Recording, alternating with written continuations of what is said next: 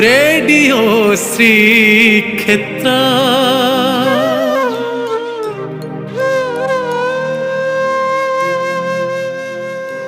ଜୟ Jagannath. Radio Shrikshetra ଶୁଣୁଥିବା Shri Jagannath ପ୍ରାଣ ଆତ୍ମୀୟମାନଙ୍କୁ ପ୍ରଣାମ ଜଣାଇ ଆରମ୍ଭ କରୁଛି ଓଡ଼ିଆ ସାରସ୍ୱତ ସାମ୍ରାଜ୍ୟର ଅନ୍ୟତମ ସମ୍ରାଟ ଶ୍ରୀ ଚନ୍ଦ୍ରଶେଖର ରଥଙ୍କ ରଥ ସପ୍ତକର ପରବର୍ତ୍ତୀ ଭାଗ। ପାଣ୍ଡବେ ବଞ୍ଚିଲେ, ଯେମିତି ଧୃତରାଷ୍ଟ୍ର ଗାନ୍ଧାରୀ ବିଦୁର ମଧ୍ୟ ବଞ୍ଚିଲେ। ସାରଶୂନ୍ୟ ଖୋଳପାଗୁଡ଼ିଏ କାହାକୁ ନେଇ ବଞ୍ଚିବେ? ପୃଥିବୀକୁ, ଯେ କାହାରି ନୁହେଁ, ଏ ଆକାଶକୁ, ଯାହା ସହିତ ସମ୍ପର୍କ ଯୋଡ଼ି ହୁଏ ନାହିଁ, ତୁମକୁ, ଯେ ଯୁଦ୍ଧ ସରୁ ସରୁ ତାଙ୍କୁ ସେ ରକ୍ତ କର୍ଦ୍ଦମରେ ଛାଡ଼ିଦେଇ ଦ୍ୱାରକା ଫେରିଗଲ। ତୁମେ ଭାରି ପ୍ରତାରିତ କରିପାର, ବିସ୍ମିତ ବିଡ଼ମ୍ବିତ କରିଦେଇପାର। ଆମ ପାଇଁ ଏଇଟା କିଛି ନୂଆ କଥା ନୁହେଁ। ତୁମର ସେ କୈତବ ଆଚରଣ ଆମେ ବହୁ କାଳୁ ଜାଣିଛୁ। ତୁମ ସ୍ୱଜନ ନିଧନ ନୀତି ମଧ୍ୟ ଖୁବ୍ ପୁରୁଣା। ତୁମେ ଆମର ସବୁ କଥାରେ ହସୁଥାଅ। ଜ୍ଞାନ ଅଜ୍ଞାନ, ଅଭିମାନ ଅଭିଗୁଣ, ସୁଖ ଦୁଃଖ, ହସ କାନ୍ଦ ପାଇଁ ଆମର ଅଭିଯୋଗ, ଅନୁନୟ, ସ୍ତୁତି, ନିନ୍ଦା, ସବୁ କଥାକୁ ସେଇ ସ୍ଥିର ବିସ୍ତୃତ କୋମଳ ହସ। ରତ୍ନ ସିଂହାସନ ଉପରେ ବିଜେ ହେଲେ ଚନ୍ଦନ ଚିତା ପରି ସେ ହସଟିକୁ ମୁହଁରେ ଚିତ୍ର କରି ବସିଥାଅ। ତୁମ ମନକୁ ଆମ କଥା ପାଏ ନାହିଁ ବୋଲି, କୌତୁକ ଲାଗେ ବୋଲି, ଆମକୁ ଭଲ ପାଅ ବୋଲି, ନା ସେମିତି ହସିବା ତୁମର ଅଭ୍ୟାସ ବୋଲି? ଏ କ୍ଷେତ୍ରକୁ ଆସ, ପାରି ହୋଇଯିବା ବନ୍ଧୁ। ବାଟରୁ ଆଉ ସ୍ମୃତି ଗୋଟାଇବା ନାହିଁ, କିନ୍ତୁ ଆଡ଼ ହୋଇ ଚାଲିଯିବା ଅବା କିପରି? ତୁମେ ବଳେ ଠିଆ ହୋଇଯାଉଛ, ଆନମନା ହୋଇ ଶୂନ୍ୟକୁ ଚାହୁଁଛ କାହିଁକି? ହଁ, ଏଇଠି ଭୀଷ୍ମଦେବ ସରସଜ୍ଜା କରିଥିଲେ। ଅସଂଖ୍ୟ ସରଫଳା ଦେଇ ଶ୍ମଶ୍ରୁଳ ପିତାମହଙ୍କର ପୁରାତନ ରକ୍ତ ଝରି ଏ ଭୂଇଁ ଓଦା ହୋଇଥିଲା।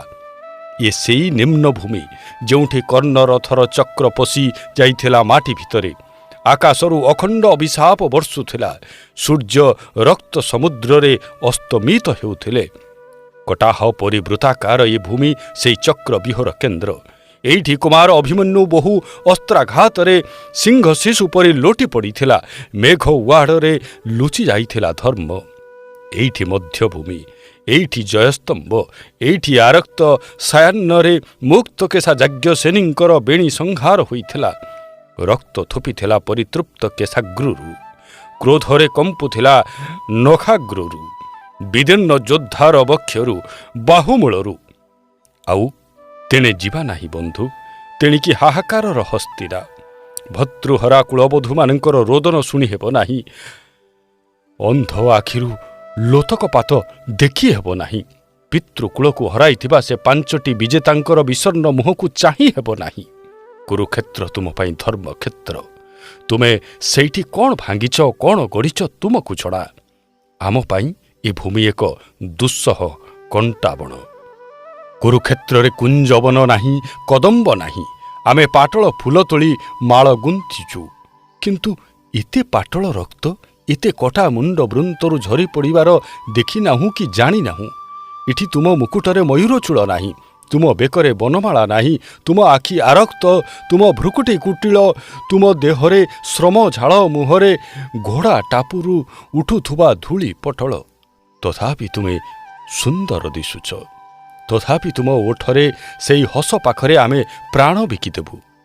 କିନ୍ତୁ ତୁମେ ପୁଣି ମୁହୂର୍ତ୍ତକେ ହୁତାସନ ପରି ଜଳି ଉଠୁଛ, ବିସ୍ତାରି ଯାଉଛ ଦିଗ୍ ବିଦିଗ୍। ତୁମକୁ ଚାହିଁ ହେଉନାହିଁ। ସହସ୍ରେ ସୂର୍ଯ୍ୟ ପରି ତୁମେ ଜଳୁଛ, ତୁମକୁ କଳି ହେଉନାହିଁ। ଏ ରୂପ ପାଇଁ ଦେବତାମାନେ ନିଶିଦିନ ଆଶା କରି ରହିଛନ୍ତି, ସିଦ୍ଧ ସାଧକ ଅପେକ୍ଷା କରି ରହିଛନ୍ତି। ଆମେ କିନ୍ତୁ ତୁମର ଏ ଭୟାବହ ରୂପକୁ ନେଇ କ'ଣ କରିବୁ, କେଉଁଠି ସମ୍ପାଦିବୁ? ଚାଲ, ଏ ରକ୍ତ ନଦୀ ପାର ହୋଇଯିବା ବନ୍ଧୁ। ଓଃ, ଆମେ ବରଂ ଆଖି ବୁଜି ଦେଉଛୁ, ତୁମେ ହିଁ ପାରି କରି ନେଇଯାଅ। ଜନ୍ମ ମାଟି ହୋଇଥିବାରୁ ଏ ମଥୁରା ନଗରୀ ତୁମକୁ କେମିତି ଦିଶୁଥିବ କେଜାଣି, କିନ୍ତୁ ଆମ ପାଇଁ ମଥୁରା ସବୁବେଳେ ନଈ ଆରପାରି ଅନ୍ଧାର। ସେଇଠି ଚିରକାଳ କଂସ ରାଜୁତି କରୁଥାଏ। ମୁଷ୍ଠିକ ଚାଣୁରମାନେ ତାକୁ ଘେରି ରହିଥାନ୍ତି।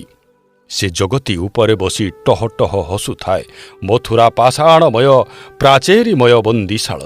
ସେଇଠି ଆତ୍ମୀୟମାନଙ୍କୁ ସାଙ୍କୁଳିରେ ବନ୍ଧି ରଖାଯାଏ। ଜନ୍ମିତ ଶିଶୁମାନଙ୍କୁ ଶିଳାରେ ଛେଚି ନିପାତ କରାଯାଏ। ଅତ୍ୟନ୍ତ କ୍ରୂର ଭୂମି, ରୁକ୍ଷ ଅନାତ୍ମୀୟ ଭୂମି ଏଇ ମଥୁରା। ତଥାପି ଭାଗ୍ୟବତୀ ମଥୁରା ତୁମକୁ ତ ଜନ୍ମ ଦେଇଛି ନା, ସେଇଥିପାଇଁ ସେ ମଥୁରା ନୁହେଁ ମଧୁରା। ଯଦି କଂସ ନଗରୀରେ କୃଷ୍ଣ ସମ୍ଭବି ଗଲା, ସେ ଆଉ କି କଂସ?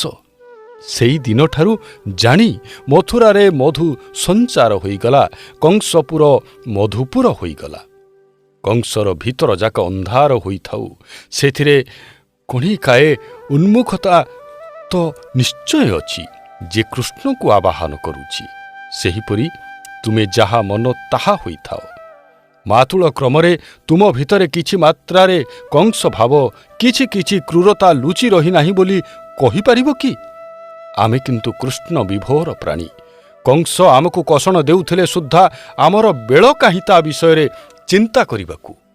ଏଇ ସେଇ ରାଜନଗର, ଖୁଆଡ଼ ଖୁଆଡ଼ ଘର, ପ୍ରସ୍ତର ପ୍ରସ୍ତର ପାଚେରୀ, ପଥରର ବିଚିତ୍ର ଗୁମ୍ଫା ଭିତରେ ଅସୁର ଗର୍ଜୁଛି।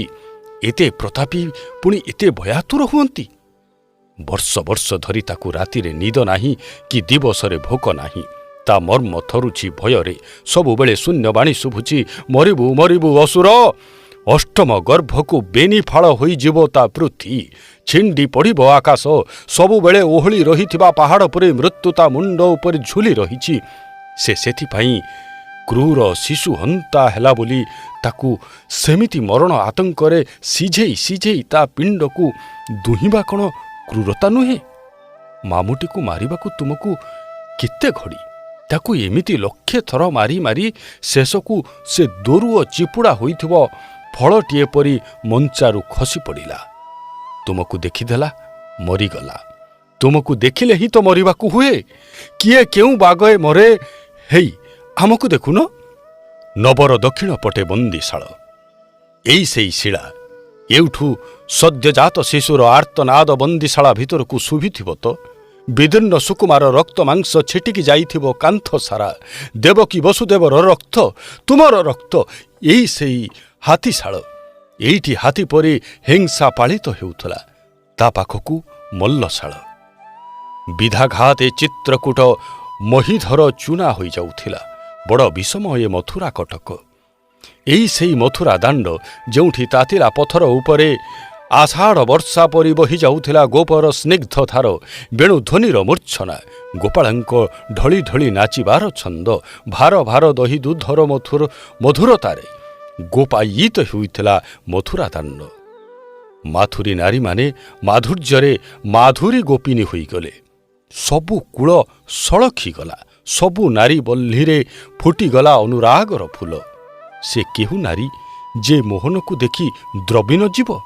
କିଏ ଅଛି ଯେ ଜୀବନ ଯୌବନ ଅର୍ପି ନ ଦେବ? ସେମାନେ ଆମଠାରୁ ତୁମକୁ ଛଡ଼ାଇ ନେଇଥିଲେ। ଭାବିଥିଲେ ମଥୁରା ଘେର ଭିତରେ ଚିରକାଳ ସେ ନୀଳ ମେଘ ବର୍ଷୁଥିବ। ସେ କ'ଣ ଜାଣିଛନ୍ତି ମେଘକୁ ଆଙ୍କୁଡ଼ା ନାହିଁ ବୋଲି? ସେ ଯେମିତି ଦିନେ ଭାସି ଆସିଲା, ଦିନେ ସେମିତି ଭାସି ଚାଲିଯିବ। ମଥୁରା ନାରୀଙ୍କ ଦୁର୍ଦ୍ଦଶା ଆଉ କିଏ ନ ବୁଝୁ, ଆମେ ବୁଝିପାରୁଛୁ। ମଥୁରା କିନ୍ତୁ ସେତେବେଳେ ମଥୁରା ଯେତେବେଳେ ସେ ଘନ ଘୋର ଅନ୍ଧାରରେ ବୁଡ଼ିଯାଏ। ସେତିକିବେଳେ ସେ ବୋଧହୁଏ ତୁମର ସବୁଠାରୁ ବେଶୀ ପ୍ରିୟ। ଅନ୍ଧାର ହିଁ ତୁମର ପ୍ରିୟ, କାରଣ ତୁମର ସବୁ ରହସ୍ୟକୁ ସେ ଗୋପନ ରଖିପାରେ। ସେଥିପାଇଁ ବୋଧେ ପ୍ରିୟଜନର ଗୁଣ ପରି କଳା ରଙ୍ଗଟିକୁ ତୁମେ ଏତେ ଆପଣାର କରି ନେଇଛ।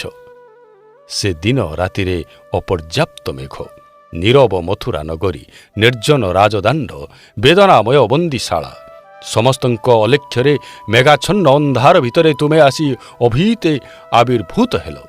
ସେଥିପାଇଁ ଅନ୍ଧାର ଘନୀଭୂତ ହେଲା, ସଙ୍କଟ ବି ଘନୀଭୂତ ହେଲା। ସେ ସହୁ ଦେବକୀ କଷଣ, ବସୁଦେବର ମଧ୍ୟ ଚରମ ପରୀକ୍ଷା। ବାପଟିଏ ବିଚରା ମଣିଷଟିଏ, ମୁଣ୍ଡ ଉପରେ ସଦ୍ୟଜାତ ଶିଶୁ, ପଛରେ ଜିଜ୍ଞାସା ଆତଙ୍କର ଅନ୍ଧାର, ଆକଣ୍ଠ ଯମୁନା, ଆଚ୍ଛନ୍ନ ଆକାଶ। ଏଭଳି ଏ ନଦୀକୁ ତୁମେ ପ୍ରଥମେ ଲଙ୍ଘନ କରିଛ, ପଛରେ ଛାଡ଼ି ଆସିଛ ନୀରବ କୂଳରେ ରକ୍ତରେ ଜୁଡ଼ୁବୁଡ଼ୁ ଜନନୀଟିଏ। 12 ବର୍ଷ ପରେ ପୁଣି ଲଙ୍ଘି ଆସିଛ ଏ କୂଳକୁ। ଆରପଟେ ଛାଡ଼ି ଆସିଛ ଲୁହରେ କ୍ଷୀରରେ ଜୁଡ଼ୁବୁଡ଼ୁ ରୁରୁଦ୍ୟମାନ ମାଟିଏ। ବିନା ଦୋଷରେ ଦୁହିଁଙ୍କୁ ଦଣ୍ଡିଛ। ତୁମକୁ ଜନ୍ମ ଦେଲେ, ତୁମକୁ ଦୁଗ୍ଧ ଦେଲେ ବୋଲି ଦଣ୍ଡ ଦେଇଛ। ଛାଡ଼, ସେସବୁ ଢଙ୍ଗ ତୁମର। ତୁମେ ତ ଆଉ କାହା ଭଳି ହୋଇନାହ ଯେ ତୁଳନା କରି କହିହେବ? ତୁମେ ହିଁ ତୁମାର ତୁଲନା ସାମ। ଆସ ଆଉ ଥରେ ଯମୁନା ପାରି ହୋଇଯିବା। ଆସ ବନ୍ଧୁ, ଯିବା ଘରକୁ। ଏଇ ତ ସେଇ ପୁରୁଣା ନଈ। ୟାରି ପାଣିରେ କେତେ ଖେଳ, ୟାରି କୂଳରେ କେତେ କୌତୁକ।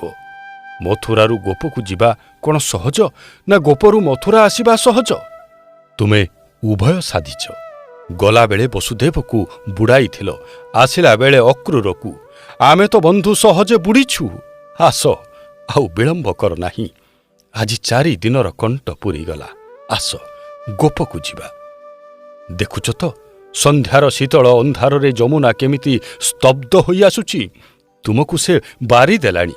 ତୁମେ ତୁମର ବହୁବିଧ ଆଚରଣ ଭିତରୁ ବାହାରି ଆସ ଏଥର। ଆଉ କାହାକୁ ଲୁଚିଛ? ତୁମ ଦେହର ଚନ୍ଦନ ସୌରଭ ପବନରେ ସଞ୍ଚରି ଯାଉ। ଗୋପ ନିଶ୍ଚେତ ହୋଇ ପଡ଼ି ରହିଛି କେଉଁ କାଳୁ। ଗୋପୀ ଗୋପାଳ, ନନ୍ଦ ଯଶୋଦା, ତରୁ ତୃଣ, ଧେନୁ ବତ୍ସାଦି ସମସ୍ତେ ସେ ସୁଗନ୍ଧରେ ଚମକି ଉଠନ୍ତୁ। ଏଥର ତ ଆଉ ସ୍ୱପ୍ନ ନୁହେଁ। ତୁମେ ଯାଇ ଠିଆ ହୋଇଯିବ ପ୍ରତ୍ୟକ୍ଷ ବ୍ରଜଦାଣ୍ଡରେ। ଆଜି ଏ ରାସ ପୂର୍ଣ୍ଣିମାରେ ସେମାନେ କମ୍ପି ଉଠିବେ, ଉନ୍ମତ୍ତ ହୋଇ ନାଚିବେ, ପ୍ରଳାପ କରିବେ। ତୁମକୁ ଛୁଇଁ ଦେଇ ମୂର୍ଚ୍ଛା ଯିବେ, କୋଳ କରି ପ୍ରାଣ ହାରିଦେବେ। ଏତେ ପଞ୍ଚୀଭୂତ ଆବେଗ, ଏତେ ଉତ୍କଣ୍ଠା ପରେ ସ୍ୱପ୍ନ ଭୂମିରେ ଦୋହଲୁଥିବା ସେ ଦୁର୍ଲଭ ପିଣ୍ଡଗୁଡ଼ିକ ଆନନ୍ଦର ଏ ପ୍ରବଳ ବନ୍ୟାକୁ ସମ୍ଭାଳିବେ କିପରି? ଆମେ ସମ୍ଭାଳିବୁ କିପରି? ଆମର ଅଙ୍ଗ କେମିତି ପୁଲକିତ ହେଉଛି ଦେଖ, କମ୍ପୁଛି ବେପଥୁରେ। ଆଖିକୁ ଜଳାର୍ଣ୍ଣବ ଦିଶୁଛି, ବାକ୍ୟ ସ୍ଫୁରୁ ନାହିଁ। ହା କୃଷ୍ଣ ବୋଲି ଜୀବ ଛାଡ଼ିଯିବ କି ସତେ?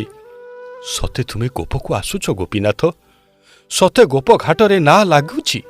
ସମ୍ଭାଳି ଯାଅ ଗୋପାଳେ, ତୋଳି ଧର ଏ ଅମୂଲ୍ୟ ନିଧିକୁ। ଆଜି ରାସ ପୂର୍ଣ୍ଣିମା। ଆକାଶରୁ ମଧୁବର୍ଷା ହେଉଛି, ଅସ୍ପଷ୍ଟ ବେଣୁ ଧ୍ୱନିତ ହେଉଛି ଦିଗ୍ବଳୟରୁ। ହେଇ ଦେଖ, ଜି ଉଠୁଛି ବ୍ରଜଭୂମି। ଖୁବ୍ ଦୂରରୁ ଦୂରକୁ ଚାଲି ଯାଉଥିବା ରଥର ଘର ଘର ଶୁଭୁଛି। ଘୋଡ଼ା ଟାପୁ ଶୁଭୁଛି, ଆସ୍ତେ ଲୀନ ହୋଇଯାଉଛି। ଘେରି ଆସୁଛି ନିଶ୍ଚଳ ଜହ୍ନ ରାତିର ଘନୀଭୂତ ନୀରବତା। ତାହାରି ଗର୍ଭରେ ଅତି କ୍ଷୀଣ ବିଳମ୍ବିତ ବେଣୁଧ୍ୱନି ପରି ନାରୀ କଣ୍ଠର ବିଳାପ ଶୁଭୁ ନାହିଁ କି? ଶୁଭୁ ନାହିଁ। ଅତି ସୁଦୂର ସୁବ୍ୟଗ୍ର ଶବ୍ଦ। ରାସ ପୂର୍ଣ୍ଣିମା ଜହ୍ନ ଆଲୁଅରେ ଏହିପରି ବିଳାପର ଧ୍ୱନି ସବୁବେଳେ ଗୁଞ୍ଜୁରୁଥାଏ ଏ ନିସ୍ତବ୍ଧ ବନଭୂମିରେ। ଆଜି କିନ୍ତୁ ଏ ଧ୍ୱନିଗୁଡ଼ିକ ଘନୀଭୂତ ହୋଇ ଛିଡ଼ା ହୋଇଯିବେ ନାରୀ ରୂପରେ। ଶୀତଳ ଜ୍ୟୋତ୍ସ୍ନା ତରଳି ଯିବ ଦୁଗ୍ଧ ଫେନ ପରି। ଗୋପରେ ଗୁଞ୍ଜରି ଉଠିବ ଜୀବନ। ଧୂଳିରୁ ଉଠି ଆସିବେ ଲତା ଗୁଳ୍ମ କଦମ୍ବ। ସମସ୍ତେ ଭରିଯିବେ ଫୁଲରେ, ମହକରେ, ପରାଗରେ। ଅଦ୍ଭୁତ ଏ ପକ୍ଷୀସ୍ୱନ ଶୁଣାଯିବ ଲତା ବିତାନମାନଙ୍କରେ। ନଦୀ ଘାଟରେ କଳ ସଂକଙ୍କଣର ନାଦ ସହିତ ନୂପୁରର ନିକ୍ୱଣ ଶୁଭିବ। ହେଇ ତ ଶୁଭିଲାଣି। ତୁମେ ଶୁଣିପାରୁଛ ତ? ତୁମେ କ'ଣ ଲାଜ ଲାଜ ହୋଇ ଠିଆ ହେଲ ମ? ତୁମେ କ'ଣ ଏଯାଏଁ ବ୍ରଜାବିଷ୍ଟ ହୋଇନାହଁ ଗୋପୀନାଥ? ଆଖି ତୁଳି ଚାହଁ। ବ୍ରଜଭୂମିର ରାସ ପୂର୍ଣ୍ଣିମାରେ କିଛି କାଳ ବୁଡ଼ିଗଲେ ତୁମ ଦେହରୁ ଅବସାଦ ଧୋଇଯିବ। ତୁମେ ତ ଲହୁଣୀ ପାଳିତ ନନ୍ଦ ଦୁଲାଳ। ତୁମକୁ ସେଭଳି ପୁରସ୍ତମରେ ସେମାନଙ୍କ ପାଖରେ ଏତେ ସ୍ନେହ ବା କାହିଁ? କେଉଁଠୁ ଦେବେ ବିଚାରା? ହେଇ ଦେଖ, ଯଶୋବନ୍ତୀ ଆସୁଛନ୍ତି। କେଡ଼େ ଦୁର୍ବଳ ହୋଇଯାଉଛନ୍ତି ଦେଖୁଛ ତ? ତାଙ୍କୁ ବିଶ୍ୱାସ ହେଉନାହିଁ ତୁମେ ଆସିଛ ବୋଲି। ଚାରିଆଡ଼କୁ ଛନକା ଲାଗିଲା ପରି ଚାହୁଁଛନ୍ତି। ମନକୁ ମନ ଗୁଣି ହେଉଛନ୍ତି। ଘଟଣ ନଦୀ ସେ ପୁର ନଥିଲେ ଗୋବିନ୍ଦ ଲୋ। ବାହୁନି ହେଉଛନ୍ତି। ଖଣ୍ଡ କ୍ଷୀର ଦେବି ମୁଁ କାହାକୁ? ତାଙ୍କ ଆଗରେ ହୁ କିନା ଉଭା ହୋଇଯାଅ ନାହିଁ। ତାଙ୍କ ଛାତି ଫାଟିଯିବ। ସେ ପ୍ରଥମେ ତୁମ ସୁଗନ୍ଧ ବାରି ଅନୁଭବ କରନ୍ତୁ। ପୁଅ ପୁଅ ବାସୁ ବ୍ରଜଭୂମି। ତୁମର କୋମଳ ପଦପାତ ସେ ଶୁଣନ୍ତୁ। ମଧୁର ହସ ଶୁଣନ୍ତୁ। ଆଖି ବୁଜି ହର୍ଷ ପୁଲକରେ ଅଭ୍ୟସ୍ତ ହୁଅନ୍ତୁ। ତାପରେ କିନ୍ତୁ ତାଙ୍କ ସାଙ୍ଗେ ଆଉ ଛଳ ଆଚରଣ କର ନାହିଁ। ସେ ସମ୍ଭାଳି ପାରିବେ ନାହିଁ। ତାଙ୍କ ଆଗରେ ଠିଆ ହୋଇଯାଅ। ଝର ଝର ଝରୁଛି ଆକାଶରୁ ଜ୍ୟୋତ୍ସ୍ନା। ପାଗଳିନୀ ଯଶୋଦା ଉଲ୍ଲାସରେ ଅବିଶ୍ୱାସରେ ଥର ଥର କମ୍ପୁଛନ୍ତି। ଆସ ହେ ବ୍ରଜବାସୀ, ଆସ ଗୋପୀମାନେ, ଦେଖ ଆସିଛି ମୋ କଳା କାହ୍ନୁ। ମୁଁ ତାକୁ କୋଳ କରିଛି। ମୋ ରଙ୍କ ନିଧିକୁ ମୁଁ ବାହୁ ବଢ଼େଇ ଧରିଛି। ସ୍ୱପ୍ନ ନୁହେଁ, ଜମା ସ୍ୱପ୍ନ ନୁହେଁ। ହେଇ ପରା ଜହ୍ନ ପରି ତା ମୁହଁ, ତା ହସ, ତା ଚାହାଣୀ। ହେଇ ତାର ଧୂଳିଧୂସର ତନୁ। ଆ ମୋ ଧନ, ମୁଁ ତ ମୁହଁ ପୋଛି ଦିଏ, ଦୁଧସର ଭୁଞ୍ଜାଇ ଦିଏ, କେତେ କାଳୁ ଭୁଞ୍ଜି ନାହୁଁ ପରା। ଯଶୋଦା ଅହରହ ଝରି ଯାଉଥିବା ଏକ ସ୍ତନ୍ୟଧାର, ଅବିରତ ବିହୋଳ ବହି ଯାଉଥିବା ଅଶ୍ରୁଧାର, ଯଶୋବନ୍ତୀ ଲାବଣ୍ୟମୟୀ, ତାଙ୍କ ସ୍ପର୍ଶ ନବନୀତ, ବାକ୍ୟ ନବନୀତ, ଦୃଷ୍ଟି ନବନୀତ। ସ୍ନାନ କର ସେ ଅଶ୍ରୁରେ, ସେ ଦୁଗ୍ଧରେ, ସେ ନବନୀତରେ। ସେଥିରେ ସମସ୍ତ କଠୋରତା, ରୁକ୍ଷତା କୋମଳ ହୋଇଯାଉ। ସ୍ନେହସାର ଶୂନ୍ୟ 60 ପଉଟିରେ ଲବଣୀ ସଞ୍ଚାର ହେଇଯାଉ। ଗୋପ ସ୍ପର୍ଶରେ ତୁମର ଅଙ୍ଗ ସକଳ ପଲ୍ଲବିତ ହୁଅନ୍ତୁ। ତୁମେ ମଧୁର ହୁଅ, କୋମଳ ହୁଅ, ପୁନର୍ବାର ପ୍ରେମ ମୂର୍ତ୍ତି ହୋଇ ଉଭା ହୁଅ। ମରାଳି ପରି ଗ୍ରୀବା ଭାଙ୍ଗି ସ୍ତବ୍ଧ ଚାହିଁ ରହିଛନ୍ତି ହତଚେତ ଗୋପୀମାନେ। ଟିପ ବାଜିଗଲେ ପଡ଼ିଯିବେ। ପ୍ରଥମ ଦର୍ଶନରେ ସେମାନଙ୍କ ଚେତା ବୁଡ଼ି ଯାଇଛି। ବାରମ୍ବାର ସ୍ୱେଦ ପୁଲକରେ ସେ ଅପଘନଗୁଡ଼ିକ ନିର୍ଜୀବ ପ୍ରାୟ। ତାଙ୍କୁ ଚମକାଇ ଦିଅ ନାହିଁ, ସେମାନେ ଧୂଳିସାତ ହୋଇଯିବେ। ବହୁ ଦୂରରେ ଜ୍ୟୋତ୍ସ୍ନା ସ୍ନାତ କଦମ୍ବ, ଅତି ଅସ୍ପଷ୍ଟ ସେହି ଜ୍ୟୋତ୍ସ୍ନା ପରି ମଧୁର, ପରିବ୍ୟାପ୍ତ ଅଥଚ ସୂକ୍ଷ୍ମ ବେଣୁଧ୍ୱନି ଶୁଭୁଛି। ନିଶ୍ଚଳ ପ୍ରତିମାଙ୍କ ଭିତରେ ଚକିତ ଆତ୍ମାଗୁଡ଼ିକୁ ସେ ଜାଗ୍ରତ କରୁଛି। ସେମାନେ କର୍ଣ୍ଣମୟ ହୋଇ କମ୍ପୁଛନ୍ତି। ଟଳମଳ ହେଉଛି ପଦପାତ। ଥର ଥର ସର୍ବାଙ୍ଗ। ରାସ ପୂର୍ଣ୍ଣିମାରେ ବ୍ରଜଭୂମିର ସ୍ୱପ୍ନ ଥରି ଉଠୁଛି। ଅର୍ଦ୍ଧଚେତ ଅବସ୍ଥାରେ ସେମାନେ ଭାସି ଯାଉଛନ୍ତି ବେଣୁଧ୍ୱନିରେ। କେଉଁ କୁଞ୍ଜବନରେ କାହା ପାଇଁ କିଏ ବେଣୁନାଦ କରୁଛି? ନିସ୍ତବ୍ଧ ଶୀତଳ ରାସ ପୂର୍ଣ୍ଣିମାର ଜହ୍ନ ରାତିରେ କିଏ ସେ ଡାକୁଛି? ଇଏ କ'ଣ ସେଇ ଯିଏ ଯାଇଥିଲା? କୁଞ୍ଜବନରେ ଫୁଟି ଉଠୁଛି ଅପର୍ଯ୍ୟାପ୍ତ ଫୁଲ। ସୁରଭିତ ପବନରେ କିଏ ଉତ୍ତର ଦେଉଛି, ନା ଗୋ ନା, ସେ କେବେ କୁଆଡ଼େ ଯାଇନାହିଁ। ଏଇଠି ସେ ତୁମ ପାଇଁ ଅହର୍ନିଶ ବେଣୁବାଦନ କରୁଛି, ଅପେକ୍ଷା କରିଛି। ସତେ ସତେ ସେ ଏଇଠି ଅଛନ୍ତି, ଆମକୁ ଡାକୁଛନ୍ତି। ଆସ ଗୋ ଆସ, ଝାସ ଦେବା କୃଷ୍ଣରେ, ନହେଲେ କାଳିନ୍ଦୀରେ। ନିକୁଣିତ ହେଉଛି ଯମୁନାର ତଟଦେଶ। କଙ୍କଣ ବଳୟର ଋଣୁନାଦରେ ମିଶି ଯାଉଛି ଅସ୍ପଷ୍ଟ ନାରୀ କଣ୍ଠର କୁଜନ। ଆସ୍ତେ ଘନୀଭୂତ ହେଉଛି ରାସ ପୂର୍ଣ୍ଣିମାର ଜ୍ୟୋତ୍ସ୍ନା। ସହସ୍ର ପଦପାଦରେ ମୃଦୁଳ ଛନ୍ଦ, ସହସ୍ର ବେଣୁଧ୍ୱନିରେ ସହସ୍ରଧାର ଅମୃତ ବର୍ଷୁଛି। ତୁମ ବାଙ୍କ ଚୂଳ ବେଶ, ଠିଆକିଆ ବେଶ ଅପୂର୍ବ ଶୋଭାବନ ଦିଶୁଛି। ପାଠ ଚିମୁଳିରେ ଛେଚା ଖାଇ ପହଣ୍ଡି ବିଜେ କରୁଥିବା ଠାକୁର କ'ଣ ଇଏ ମଧୁର ହଲ୍ଲିଶକରେ ଏତେ ଭଙ୍ଗୀରେ ନାଚୁଛନ୍ତି? ଏଇ ସେଇ ରଙ୍ଗାଚରଣ ପରା। ୟାକୁ ଗୋପନ କରି କି ସୁଖ ପାଉଛ ସେଇଠି? ଗୋପିନୀମାନେ ଏକେ ଏକେ କୋଳାଗ୍ରତ କରୁଛନ୍ତି ଲାବଣ୍ୟ ନିଧିଙ୍କୁ। ଯୁଗଳ ରୂପର 16 ବିମ୍ବ ବ୍ୟାପୀ ରହିଛି ବୃନ୍ଦାବନ। ମାଧୁର୍ଯ୍ୟ ପାନ କରୁଛନ୍ତି ବ୍ରଜଧୂଳିଠାରୁ ତାରାମଣ୍ଡଳ ଯାଏଁ ଜଡ଼ ଚେତନ ସ୍ଥାବର ଜଙ୍ଗମ। ବ୍ରଜମୟ ହୋଇଯାଉଛି ବିଶ୍ୱ ବ୍ରହ୍ମାଣ୍ଡ। ରାସ ପୂର୍ଣ୍ଣିମାର ଜହ୍ନ ଆକାଶର ମଧ୍ୟରେଖା ପାରି ହୋଇଯାଉଛି। ଢଳ ଢଳ ହେଉଛି ଅସଂଖ୍ୟ ବିମ୍ବ। ମଧୁଚକ୍ରର କେନ୍ଦ୍ରକୁ ଟାଣି ହୋଇଯାଉଛି ସମସ୍ତ ଛନ୍ଦ, ସବୁ ବେଣୁଧ୍ୱନି। ପୂର୍ଣ୍ଣିମାର ତୃତୀୟ ଜାମରେ ଏକମାତ୍ର ଯୁଗଳ ବନ୍ଧରେ ସମାହିତ ହୋଇଯାଉଛି ସକଳ ମାଧୁର୍ଯ୍ୟ। କିଏ ସେ ଗୋପିନୀମାନଙ୍କର ଆତ୍ମା? ସମଗ୍ର କୁଞ୍ଜବନର ସୌରଭ, ସମସ୍ତ ଫୁଲ ପାଖୁଡ଼ାର କୋମଳତା, ଏ ରାସ ପୂର୍ଣ୍ଣିମାର ମଧୁଜ୍ୟୋତ୍ସ୍ନା। ସେ କ'ଣ ବୃଷଭାନୁଜେମା? ମଧୁଚକ୍ରର କେନ୍ଦ୍ରରେ ଚିତ ସମାହିତ, ବୁଦ୍ଧି ସମାହିତ, ପ୍ରାଣ ସମାହିତ। ସବୁ କେବଳ ନୀରବ ଜ୍ୟୋତ୍ସ୍ନା, ତରଳ ମାଧୁର୍ଯ୍ୟ। କୁଞ୍ଜବନର ଦୀର୍ଘ ଛାୟା ଉହାଡ଼ରେ ନିସ୍ତବ୍ଧ ଜହ୍ନ ନଇଁ ଯାଉଛି କି? ତୁମେ କ'ଣ ସ୍ତବ୍ଧ ହୋଇଯାଉଛ ଗୋପୀନାଥ? ସବୁ ଢଳ ଢଳ ଦିଶୁଛି, ତରଳି ଯାଉଛି। ତୁମେ କ'ଣ ତରଳି ଯାଉଛ କି?